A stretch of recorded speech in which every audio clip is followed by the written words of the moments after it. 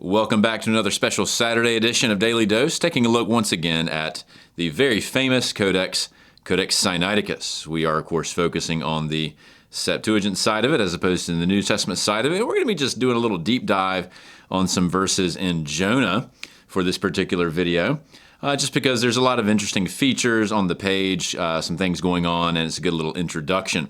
And actually, this is the spread where we find the first page of Jonah. Just to kind of point out, we've got the end of Joel here. We've got the end of Obadiah here, and then as we'll see in a second, this is the start of Jonah. So let's dig in a bit. This is a nice clean view of the first page of Jonah, and you'll be reminded that Sinaiticus is typically in a 4-column format, very nicely justified.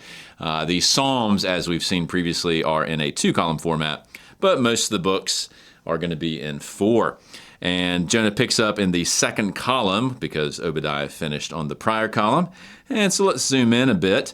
And you'll see that there's a title here at the top, which is Jonas there.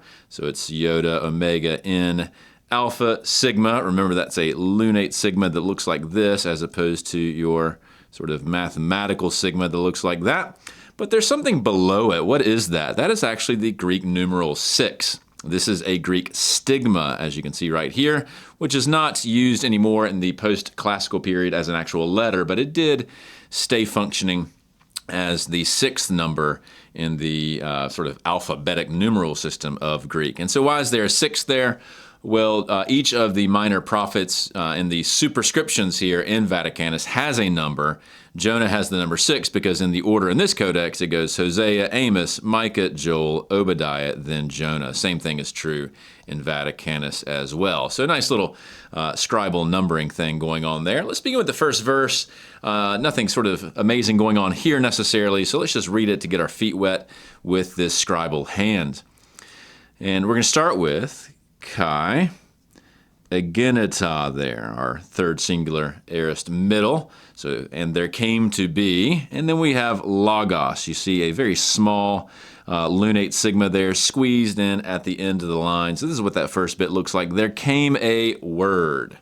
There came about a word. And we find out more about that word on the next line. You'll see Kyriou here. Notice this is an instance of a nomen sacra, or singular, it's a nomen sacrum, in S here. And it's the first letter of Kyriou and the last letter of Kyriou. And notice it's a upsilon because it's picking up on the fact that this is the genitive. So it's a word of the Lord. And then we have pros, P-R-O-S. Then we have Yonan. That's how you spell his name in the accusative. So Yoda has a little diaeresis at the top.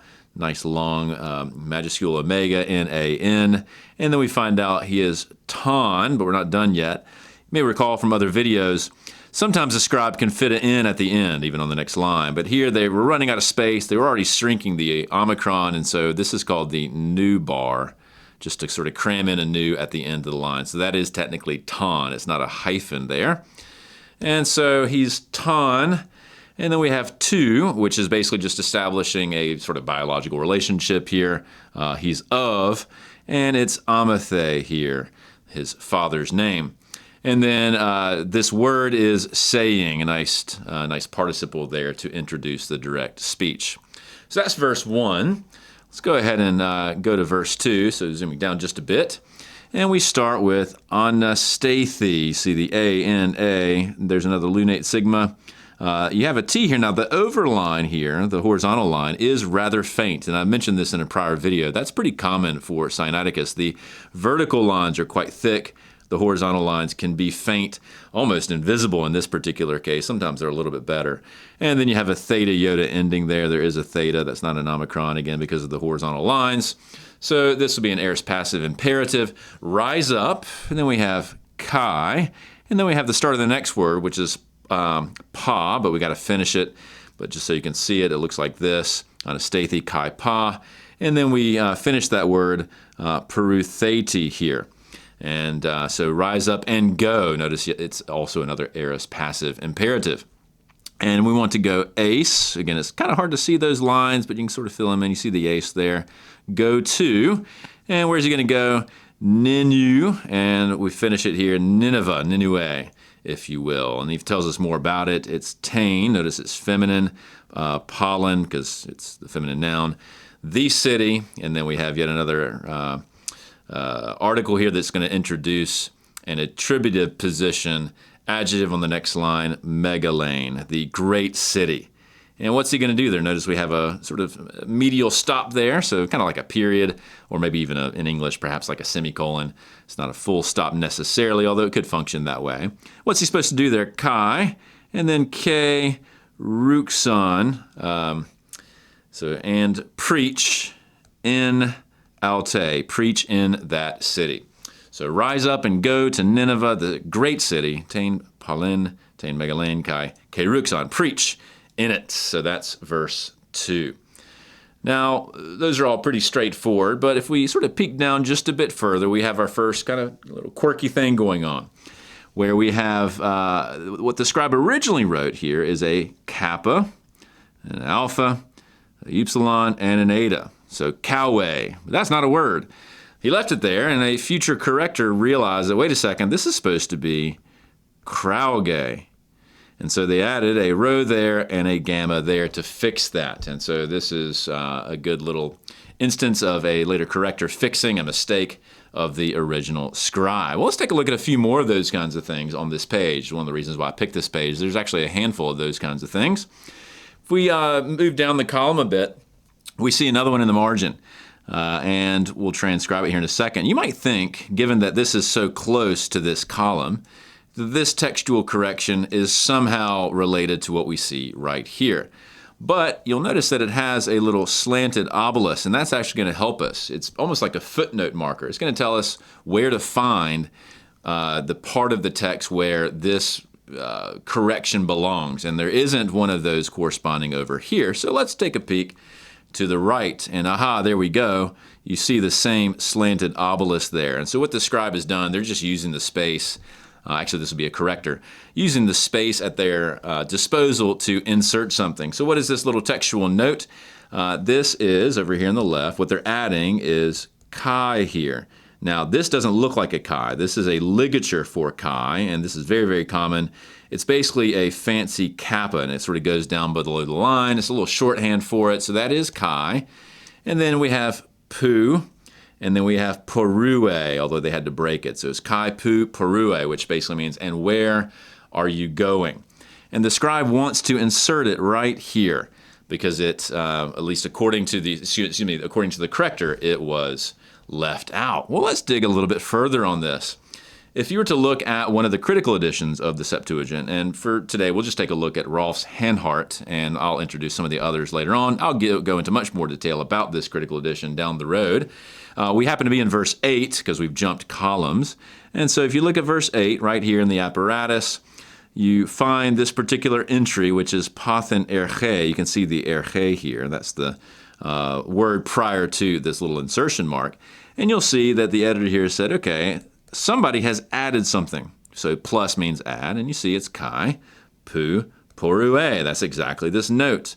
And then he tells us where is this found, and S is the label for Sinaiticus, at least when we're talking about the Septuagint.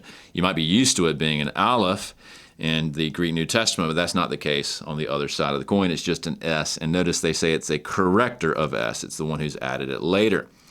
Now, if we go even a bit further, we'll find some more information. In other, so beyond just Sinaiticus, you'll see that it is sub-obelisk. Now, that's not related to this right here. What that means is, in the hexapla, or at least in the Syriac form of the hexapla, it is obelized in the margin, not for the addition, as we've seen here, but to indicate something going on. What's interesting about this particular correction is that it's not found in the Hebrew. In the Hebrew, it starts with, what is your occupation? Where do you come from? And that's the erche that we see. And then it goes to, what is your country? So if you look it up in the Masoretic or in most English translations, that's what you'll see. But this puperue here is what I've added in blue. That's being included in this manuscript and some others as an addition. It's not actually found in the Hebrew. It's an added bit in the Greek. And so that's what this stuff over here means, that it wasn't found in the Hebrew, it was added in the Greek, and so they're marking it that way. So that's pretty interesting stuff. We got another one farther down the page as well. Once again, you might think that this word here belongs to the leftmost column, but it doesn't. What we need to do is find this little sort of caret-like thing plus this solidus marking. And so we can find that actually once again in this next column. You see the starting point here, those two correspond, and then the solidus over here. So what the scribe is saying is this entire word, which if you take a look at it, it's sebomai, it's S-E-B-O-M-A-I, that means to worship, should be replaced with, that's what they're trying to tell you by putting these two endpoints. Like I scratch that out, put this in instead, and this of course is a different handwriting, it's another corrector, and it should be fear according to this scribe. It's phobumai, which is I fear, as opposed to I worship. Going back to the same apparatus, if we just continue on, because we're in verse 9 now, you'll see here's the sebomai, which is the standard Old Greek reading, but Sinaiticus with the corrector here reads phobumai because they're trying to replace that. So this is a good little introduction to how your manuscripts and your critical apparatus, which again, I'm going to give a whole overview of Rolf's Handhart and some of the others down the road, but this is just a little taster, if you will, how they work together. The last interesting one on the page is at the very bottom, actually. And it's very difficult to read because it's been kind of washed out a bit. So here's the full transcription. It's kai eduken top naulan altu. So, and he gave essentially his fare, his boat fee to get on the boat. This is Jonah. Kai enebe, so he went down, ace alta, into the boat, to plusai, to sail with them, that is these sailors, ace tharsis, to Tarsus, because he's going away from where he's supposed to be going. He's going, instead of Nineveh, he's going elsewhere. So what's going on here? Why is this down in the margin? Notice there's a massive little footnote indicator. It kind of looks like an upward pointing arrow. So we need to find that in the text. So if we go back up, it's actually close to where we started earlier. Here's where it is. You see that upward pointing arrow. The scribe is saying this whole sentence here needs to go right here. Now that's where it gets pretty interesting, and we sort of see an explanation as to why this is. In the Masoretic and in the Old Greek, you have an initial clause about sort of getting on a boat and getting ready to leave for Tharsis. You see that Tarsus word there. Again, some of the horizontal lines are hard to read. The scribe apparently, in this case, wrote Tharsis, skipped ahead to this one, his eye. So this is, given that it's the exact same word, this is haplography, dropping something due to parablepsis, that is looking sideways, looking back at his exemplar. So he wrote Tharsis. Maybe he needed to re-ink his stylus. He looks away, goes back to his exemplar, and he picks up here. There, and so then he finishes the sentence, thereby skipping all of this accidentally.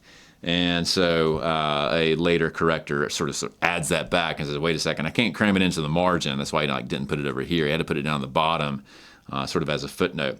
But that's because the scribe jumped from one instance of this town's name to the other and skipped everything in between. So just getting us into the world of the scribes and how the actual manuscripts relate to our critical editions and the text that you have before you. So hopefully this has been a fun little intro. Sinaiticus has a lot of this kind of stuff going on. So a lot of work's been done on it. It's pretty interesting stuff. So we'll take care. We'll see you next time.